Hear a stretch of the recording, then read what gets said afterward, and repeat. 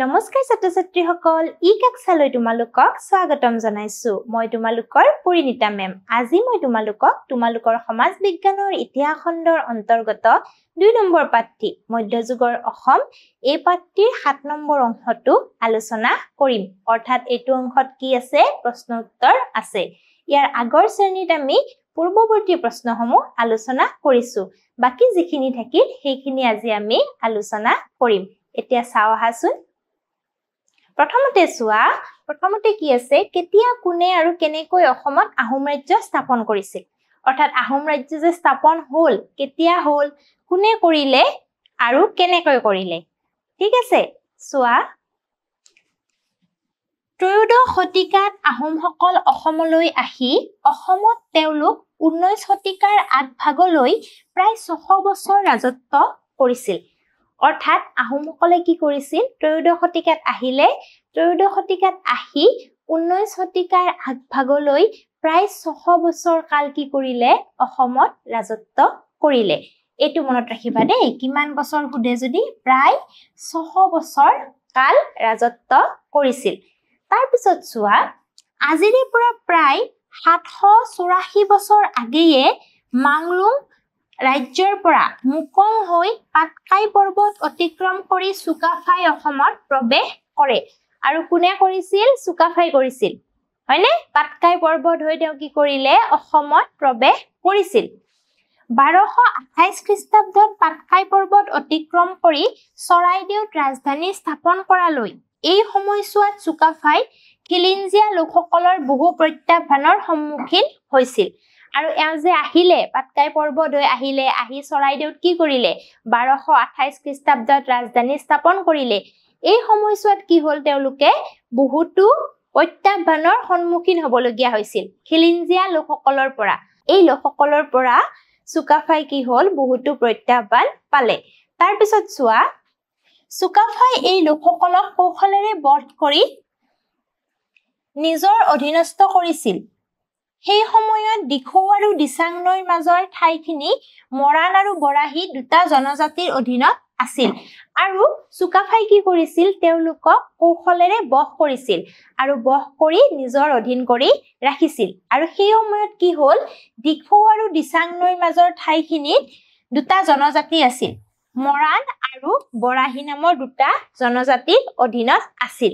ঠিক আছে দিচাং আৰু দিখৌ নৈৰ যিখিনি ঠাই সেই ঠাইখিনি কি হ'ল মাজৰ ঠাইখিনি মানে দেই দিচাং আৰু দিখৌ নৈৰ মাজৰ ঠাইখিনিত কি হ'ল মৰাণ আৰু বৰাহী নামৰ দুটা জনজাতিৰ অধীন হৈ আছিল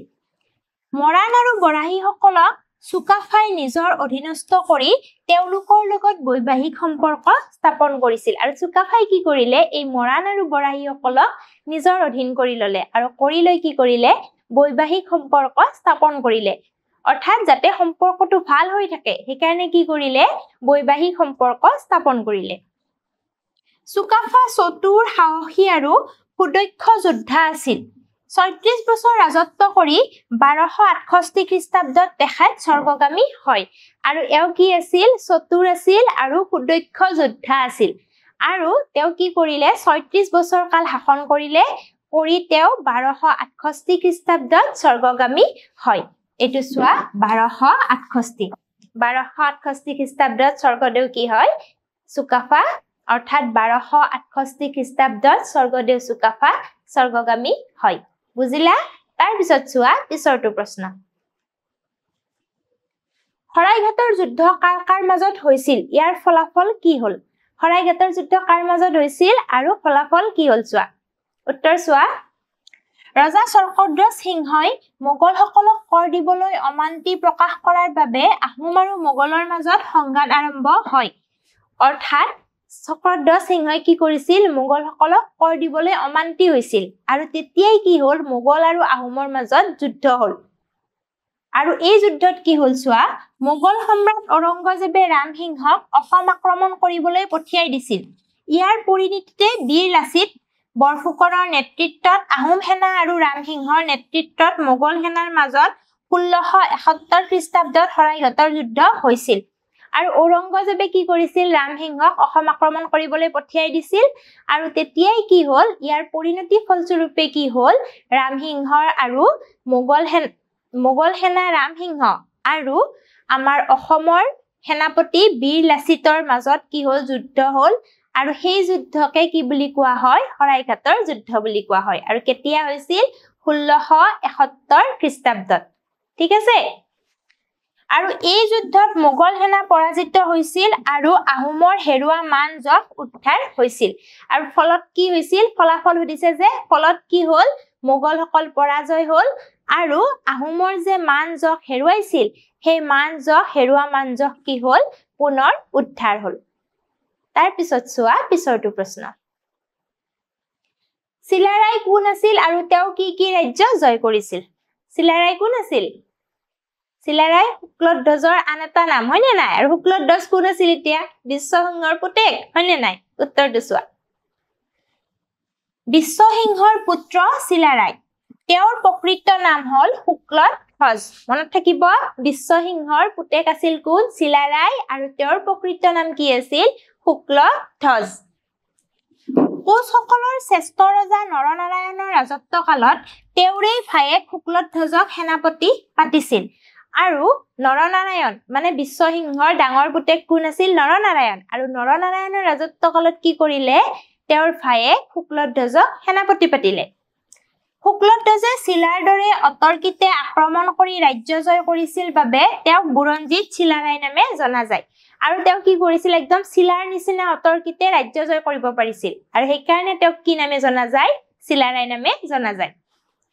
বীৰ চিলাৰায়ে জয় কৰা ৰাজ্যবোৰ হৈছে আহোম ৰাজ্য কছাৰী ৰাজ্য মণিপুৰ জয়ন্তীয়া ত্ৰিপুৰা খৈৰাম ডিমৰুৱা শ্ৰীহট্ট আদি অৰ্থাৎ আহোম ৰাজ্য কছাৰী ৰাজ্য মণিপুৰ শ্ৰীহট্ট এইবোৰ ঠিক আছে এতিয়া চাওঁ আহা পিছৰটো প্ৰশ্ন পিছৰটো চোৱা 12 ভূঞাসকল কোন আছিল উত্তৰ চোৱা অসমৰ 12 ভূঞাসকলৰ উত্থান সম্পৰ্কে বহুতো কাহিনী আছে কিছুমানে ক'ব খোজে যে কামৰূপ ৰাজ্যৰ পূৰ্বৰ শাসন ব্যৱস্থাত ৰজাৰ পৰা ৰাজহ মুক্ত হোৱা শক্তিশালী সামন্তসকলে পৰৱৰ্তী সময়ত ভূঞা হিচাপে প্ৰতিষ্ঠিত হয় কিছুমানে কি হৈছিল সামন্তসকলে ৰজাৰ পৰা ৰাজহ মুক্ত হৈছিল আৰু তেওঁলোকে কি হ'ল সেই ভূঞাসকলে পৰৱৰ্তী সময়ত 12 ভূঞা হয় বুলিও কিছুমানে ক'ব খোজে আকৌ পৰ্যাপ্ত পৰিমাণৰ ধন আৰু সৈন্যবল থকাৰ বাবে ভূঞাসকলে কামৰূপৰ দুৰ্বল ৰজাসকলৰ শাসনকালত স্বাধীন ৰজা হিচাপে মূৰ দাঙি উঠিছিল আৰু এই ভূঞা শব্দৰ অৰ্থ কি হ'ল ভূঞা শব্দৰ অৰ্থ হ'ল মাটিৰ মালিক ঠিক আছে ভূঞা শব্দৰ অৰ্থ হৈছে মাটিৰ মালিক এটো মনত ৰাখিবা দেই ভূঞা শব্দৰ অৰ্থ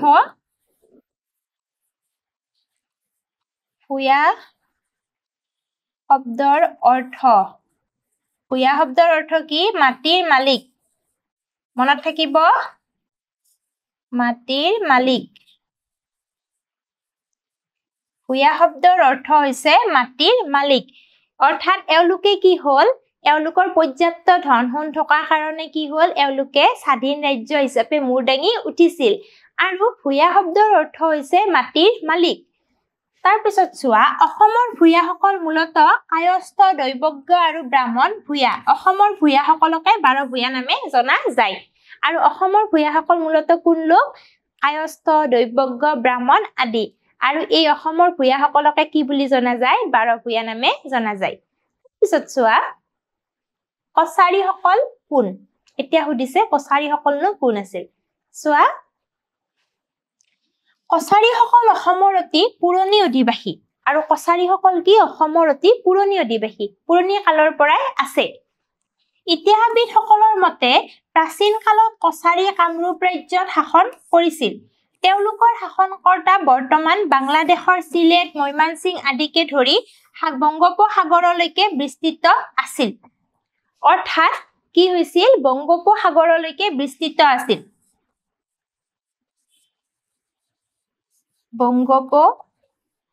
বংগোপসাগৰৰ পাৰলৈকে কি আছিল বিস্তৃত আছিল অৰ্থাৎ কছাৰীসকল কি আছিল কামৰূপৰ প্ৰাচীন অধিবাসী আছিল বুলি আমি পালো আৰু এই কছাৰীসকলে কি কৰিছিল কামৰূপত শাসন কৰিছিল আৰু তেওঁলোকৰ শাসন বাংলাদেশৰ চিলেট মৈমানসিংহকে আদি কৰি বংগোপসাগৰলৈকে কি আছিল বিস্তৃত আছিল তাৰ পিছত চোৱা চুতীয়া কোচ ত্ৰিপুৰী অহৰণীয়া গাৰো ৰাভা লালুং ডিমাছা জনগোষ্ঠীসকল আদিতে এই কছাৰী জাতিৰ অন্তৰ্ভুক্ত আছিল আৰু আদিতে এই যে লোকসকল ডিমাছা কোচ কছাৰী এইবিলাক কি আছিল আদিতে কছাৰী জনগোষ্ঠীৰে অধীনত আছিল তাৰ পিছত চোৱা কিন্তু এই জনগোষ্ঠীৰ লোকসকলে সময়ত বিভিন্ন স্থানত নিগাজিকৈ থাকিবলৈ লোৱাত চৌপাশৰ পাৰিপাৰ্শ্বিক পৰিৱেশৰ প্ৰভাৱত নিজস্ব কৃষ্টি সংস্কৃতিৰ জন্ম দিয়ে আৰু এই সংস্কৃতিয়ে তেওঁলোকৰ পূৰ্বৰ সংস্কৃতিতকৈ কিছু পৃথক আৰু এই সকলৰ কি হ'ল পিছলে মানে তেওঁলোকে যেতিয়া বেলেগে বেলেগে থাকিব ললে বেলেগে নিগাজিকে থকাৰ ফলত কি হ'ল কিছুমান নিজস্ব কৃষ্টি সংস্কৃতিৰ জন্ম দিলে আৰু এই কৃষ্টি সংস্কৃতিবোৰ কি পূৰ্বৰ কছাৰী সংস্কৃতিতকৈ কিছু পৃথক আছিল সেয়েহে এই লোকসকলক বিভিন্ন স্থানত বিভিন্ন নামেৰে জনা যায় যেনে বড়ো কছাৰী মেচ ডিমাছা গাৰো হাজং হৰণীয়া সোণোৱাল আদি আৰু এই সকলক পিছলে কি হয় বিভিন্ন নামেৰে জনা যায় বড়ো কছাৰী হাজং ডিমাছা এইবোৰ হ'ল তেওঁলোকৰে ঠালঠিঙুলি ঠিক আছে বুজিলা নিশ্চয় আজিলৈ ইমানতে এৰিছো পৰৱৰ্তী শ্ৰেণীত পৰৱৰ্তী অংশৰ সৈতে আকৌ লগ পাম ধন্যবাদ